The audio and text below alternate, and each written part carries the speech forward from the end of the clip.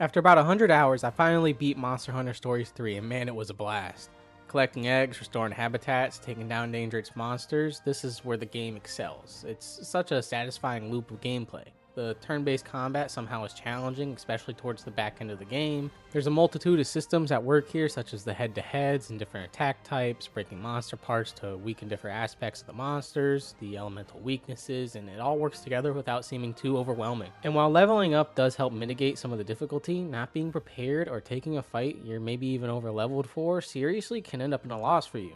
There's still a level of preparation needed when going to fight the next obstacle in your way, just like in mainline Monster Hunter games. And as you would also expect from this franchise, there's much to plan out and strategize during the battle as well. For example, when using the longsword, if you build up enough of the spirit gauge, you can use a skill that will apply the special sheath, a stance in which you can then deploy another skill that allows you to dodge an incoming attack on the active turn and follow up with a powerful counter, showcasing one of the many ways you can counterplay a monster's most powerful attack. Other weapons you'll be able to use and play around with here are a great sword, hammer, hunting horn, bow, and gun lance, all of which have their own different utility they bring to the table, of which you can equip 3 weapons you'll be able to switch between during battle. Whether you want to bring one of each type of weapon to be amply equipped to take down any monster parts at any time, or maybe just even hone in on one weapon you prefer, each with a different element so that you can be prepared to expose the weakness of anything unknown that comes your way. The pinnacle of these battles though would be through kinship with your Monstie. As you and your Monstie attack and take damage, there's a gauge that builds up, and once full will allow you to hop on and ride your Monstie as you continue the attack,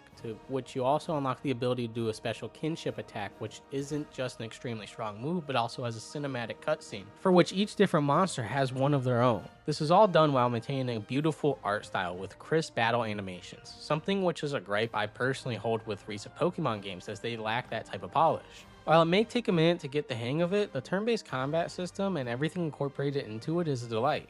And of course all this happens with your choice of one of the AI-controlled rangers and their Monstie at your side fighting with you, at least most of the time that is. Then there's the hunting for eggs to restore ecosystems and obtain new Monsties you do outside of battle, which is addicting. I spent hours upon hours just scrounging through monster dens, collecting and hatching eggs as I searched for new undiscovered Monsties, all while trying to max out the habitat rank for them as well, especially the ones I would target for Monsties I wanted to add to my party. The Monsties you collect will all have their own genes, which can affect not only their stats and resistances, but the skill attacks they are able to use. And the great part about this is that with the right of channeling, you can swap the genes between your Monsties at will with 0 consequences. So while there may be a grind for your perfect Monstie, the game does respect your time enough so that you can somewhat achieve what you want with your party within a reasonable amount of time, all while allowing for endless experimentation. Oh, and you're not too fond of Tobi Kadachi's typical light blue coat? Why not try red?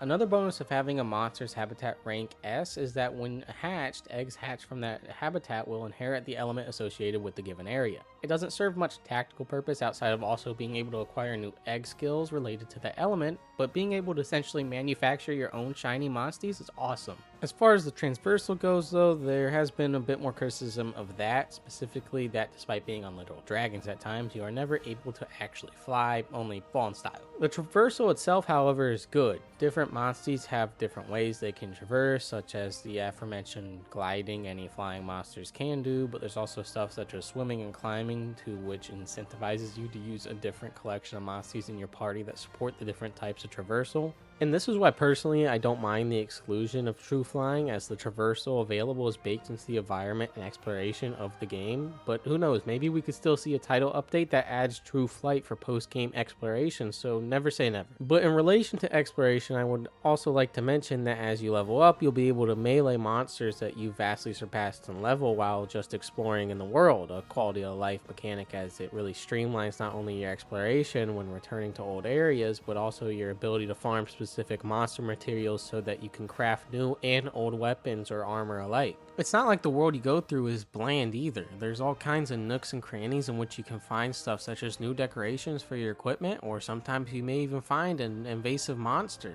that if you're able to decipher how to take down and make retreat, you'll be rewarded with an endangered species egg, which you can release into any habitat to bring it back into the ecosystem, tying right back into the habitat restoration I previously mentioned. Now, the elephant in the room I would like to talk about is the story, which, don't get me wrong, it's great in its own way, especially compared to the mainline Monster Hunter stories. However, I wouldn't go into this game expecting some heavy or deep story experience such as in other turn-based RPGs like Clair Obscur or Final Fantasy.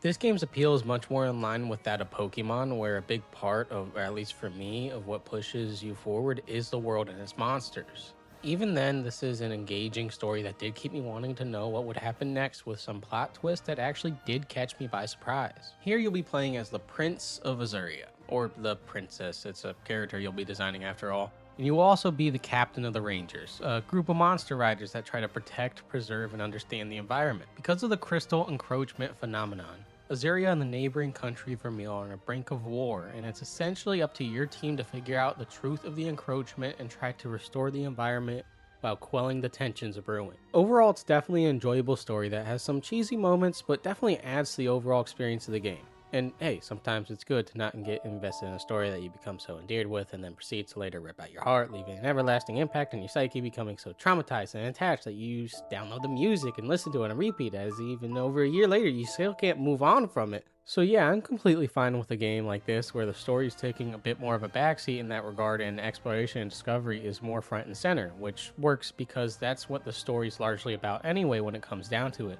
As a whole, I would definitely recommend Stories 3. It's a fun game that keeps you engaged throughout, and if you're newer to the Monster Hunter franchise, as I am, it's a good place to learn of some of the amazing monsters outside of Wilds.